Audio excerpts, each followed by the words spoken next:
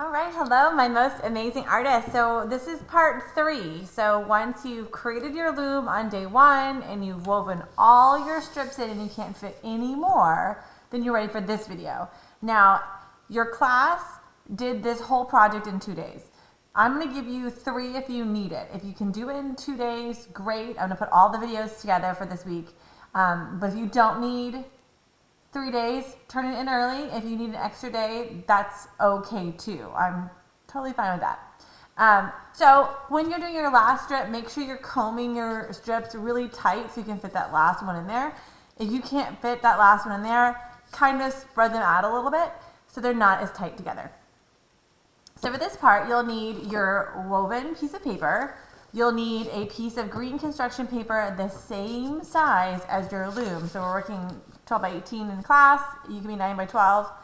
You'll need a glue stick, some scissors, a Sharpie, and either oil pastels or crayons, whatever you have.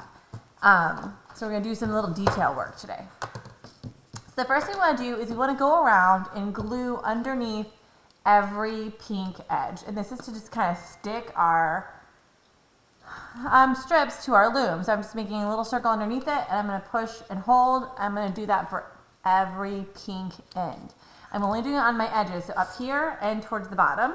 You just lift up the flap, circle of glue, and stick it down.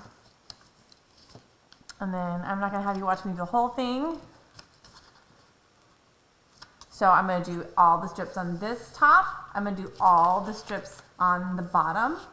Then I'm going to flip it over and do all the pink tabs there. So we're gluing 4 sides. 2 on 1,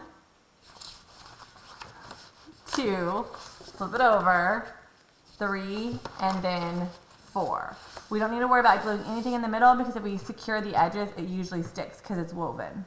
So you'll do that. I know I just cheated and just did a half. So now we're ready. When you're done with that, you're going to go to the second step. That's when you're going to get out your green piece of paper because it's going to be our watermelon rind. A lot of people in class, they were confused why were watermelons red and pink. Well, we're doing the green today. So we want that watermelon rind to be this big, giant U. And the bigger the U, the more of our weaving is going to show. So I'm going to start at the corner, and you can do this with your eraser first. You can get the eraser crumbs the way you like it. I'm just going to go for it. So I'm going to start really close to the edge and all the way at the top. I'm going to come straight down, and I'm going to curve right towards the end and get really, really close to the bottom. And then I'm going to kind of go halfway on my bottom side. Sorry, my paper is not all on my camera. There we go. So I got a little past half, I'm going to stop. Now I'm going to come back over to this top and start at the very tippy top, come straight down. I'm trying to get as much paper in there as possible. At the last minute, I'm going to turn. I'm going to meet my step. So when you look at it, hopefully it's pretty even. Mine's a little different, and you can either decide to redraw it like this or not. And I don't need to worry about erasing this because this is going to be the back side. But if it really bothers you, you could erase it. Okay, so I like that better. I'm not too worried because this is my back. So now I need to do a second U inside of it to give my rind its thickness or its width. I don't want it super skinny. You want about 2 or 3 fingers. Your rind should have a nice thickness. So I'm just going to kind of mark my 3rd finger here. I'm going to do 3 fingers over here and kind of mark it here to give me an idea. And I'm just going to do this line and follow the curve I already drew.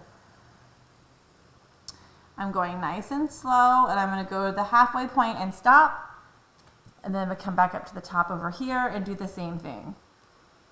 In class, your friends like to go super fast, but that's how we make mistakes sometimes, so going slow is perfect. So when you have this big giant U, you're going to take your scissors and you're going to cut it out. Now this is really big and it's going to be floppy, so try your best.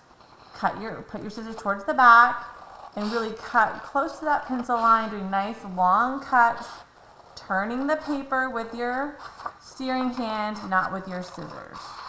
Nice and smooth cuts.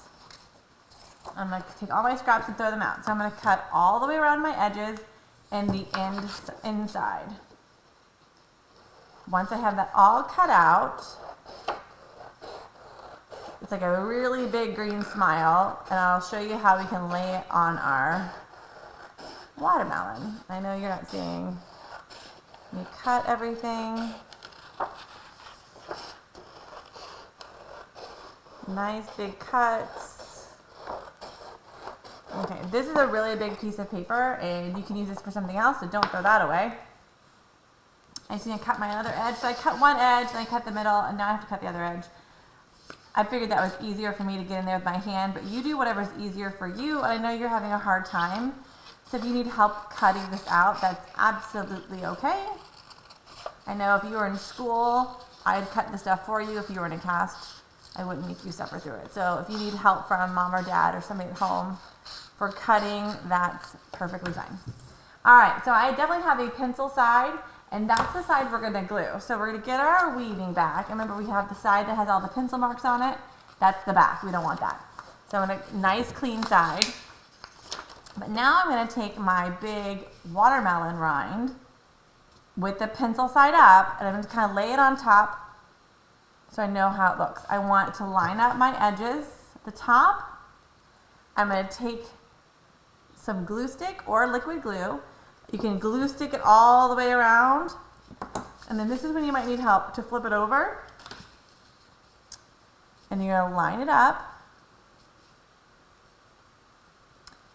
and really stick it down. So we wanna have the top of our watermelon pretty lined up, and you're gonna rub it down and stick it down. Once this is all stuck, you're gonna take your scissors and you're gonna trim off the outside watermelon. So I'm gonna come all the way around so all I can see is green. I'm not gonna have you watch me cut that because I have an example I already did. So now we gotta do our details. So I have glued down my rind and I trimmed all my edges. I had a little space at the top. I opted not to trim that because I didn't want to cut the thing. So now this is where we have fun with details. You can take your black Sharpie, some crayons or some oil pastels, and with your black Sharpie, color in some ovals to make those seeds, because what makes a watermelon sometimes are those black seeds. So you decide how many seeds your watermelon has, and you're just going to slowly go around creating those ovals and then filling them in as many watermelon seeds as you like. So you don't have to do every single one. You can decide how many watermelon seeds you like. Most friends like to do one in every pink one, but this is your watermelon you're designing, so you decide. It's hard to stop once you start. All right, so once you get all your seeds done, the last step is we're gonna add some value and some interest to our watermelon rind. So I'm gonna get out either green crayons, if I have them, or you could pull out your oil pastels and use your 2 different color oil pastels. It's really up to you. This one I did here, I could tell by smearing, it was just my green crayon, so I'm gonna try my oil pastels this time.